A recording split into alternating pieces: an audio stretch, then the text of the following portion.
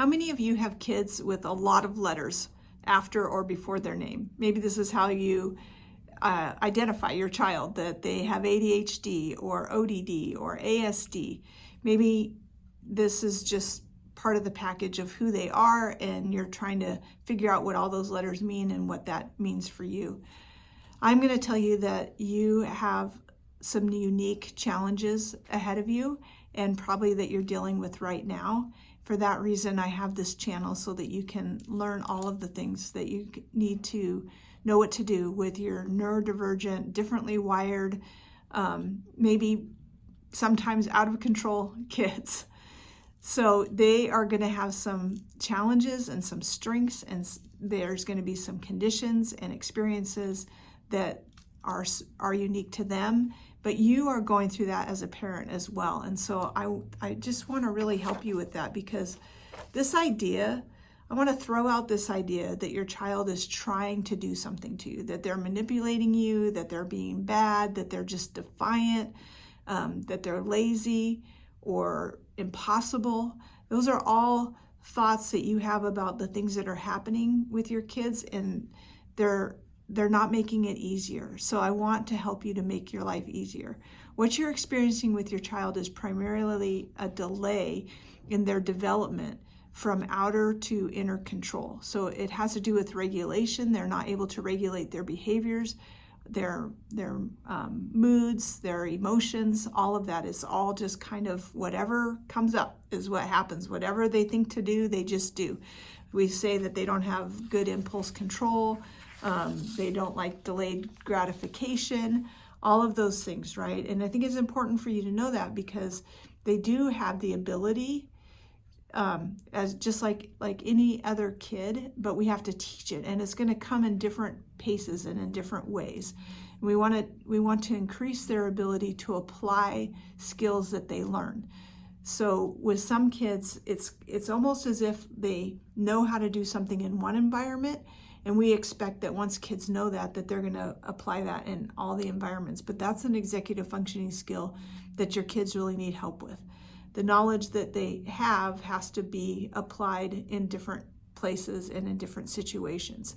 So in order to do that, your kids are going to need longer periods of support outside of themselves, and they are going to need help to develop their executive functioning skills.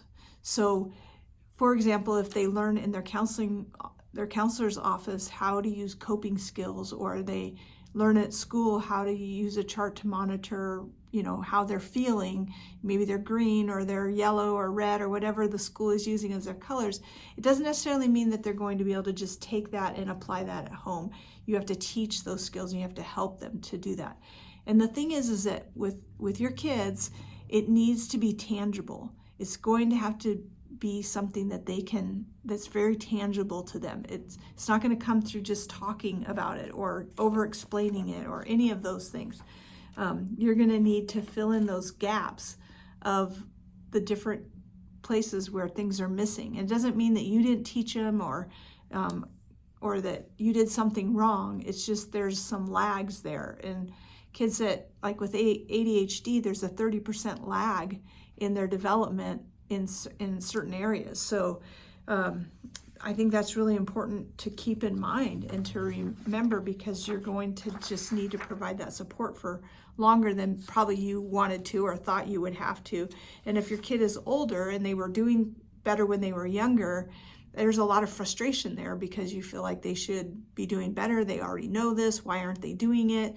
They're just doing this to bother me or to get in trouble. But I really don't like that answer, because I feel that when you really look at these kids and the struggles that they have, most of them are anxious or depressed or both, and they're not happy. They're not trying to do anything to you. They're trying to survive, and they're aware, at least at some level, that they're not keeping up or that they don't feel good inside of themselves. And so we really want to help with that. So it's a neurodevelopmental disorder is what's going on. It's brain development and functioning. And you as a parent can learn the tools to help your child to function better. And I have a lot of parents that are like, is that really the goal, is to function? And I'm like, yes, we need our kids to function. We have so many kids these days. 1 in 4, 1 in 7, either statistic that you look at, with kids with diagnosis like ADHD, kids with letters behind it or in front of their names. And that means that we have a lot of kids that we need to help to know how to function and to manage things in our society and be able to take their place in society and be able to do amazing things with their lives, because they really do have amazing brains. We need to help them to utilize that in the best way possible. For you as a parent, a lot of times that comes down to behaviors, right? You're not as worried, maybe you're not as frustrated about what's going on inside their brain. You're frustrated about the behaviors and what's happening, and maybe what you really want to know is how to stop it, or how to make it get better, or what to do about it. And so I think it's really important that you get some help and get some training, because with differently wired brains, the challenges and the strengths and the abilities all need to be kind of taught and brought forward. So, and I think keeping in mind that it's executive functioning, and that's what really comes into play with neurodivergence. So without help, it's going to be hard to know what to do, right? You're just going to keep looking for people to fix your kid, to try to get somebody to help you with the behaviors. And I think that the best place to work on all of that, of course, is in your home, and keeping in mind that that's the primary place where executive functioning skills are developed, is actually in your home, in your family, in their primary relationships. So that's why I'm so passionate about helping them. It's not that the school doesn't help. There's a lot of great schools that are really helpful with this, a lot of support that you can get there. That is your team there. And remember that they are trying to make things work as well, but they do have a whole team. And so you need to know what to do at home, right? I think the hardest thing is when the school starts asking you, what do you want us to do? Because we can't handle this. And I can help with that as well. But I think that you as a parent need the support and the coaching and the help to know what to do, because the role of a loved one in our kids' lives is just so critical, so important. It's going to help them to find and develop the skills that they need. And it gives you a hands-on approach to what you're dealing with, right? And so it's not just behavior. It is important to know that that behavior is being driven by what's going on inside of their brain. And so getting those extra tools to know how to help them to do all those things, including how to even just calm down, that they could learn how to calm their bodies down, and that you would know how to help them to do that so that they can do it on their own, so that they can grow and develop. And I want you to have those skills and to know that.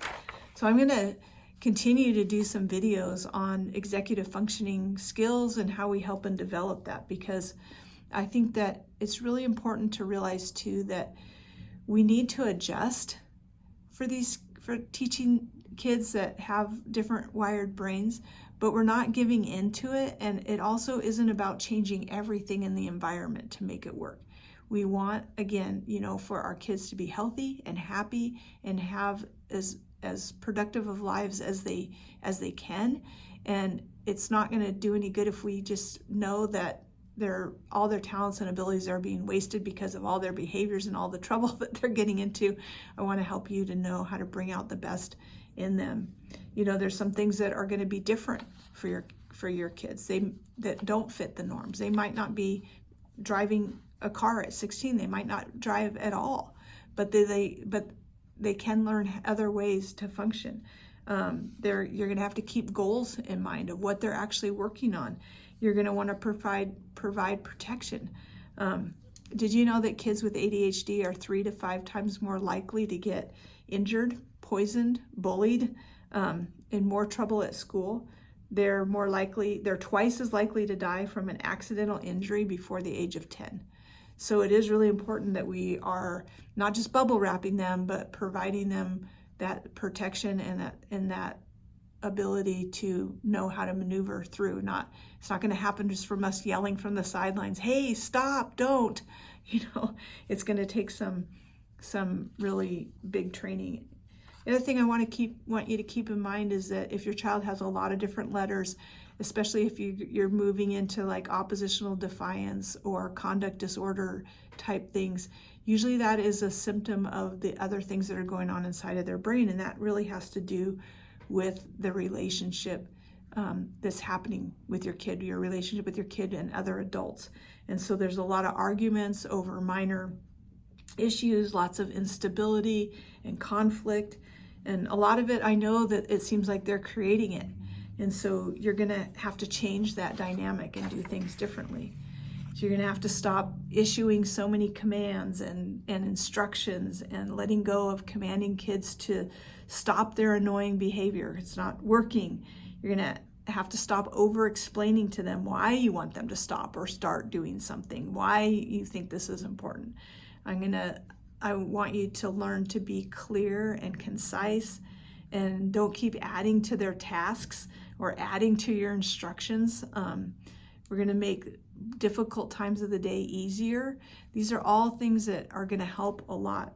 I think the biggest takeaway that you can have is really start watching and noticing how much you're talking, how much you're explaining, and when the kid doesn't get it the first time, how much more we do instead of less. So the research shows that parents give over 100 or more different commands or instructions every day, at least 6 commands per hour. And that's only the hours that you're there with them, not when they're at school getting, directions and things like that.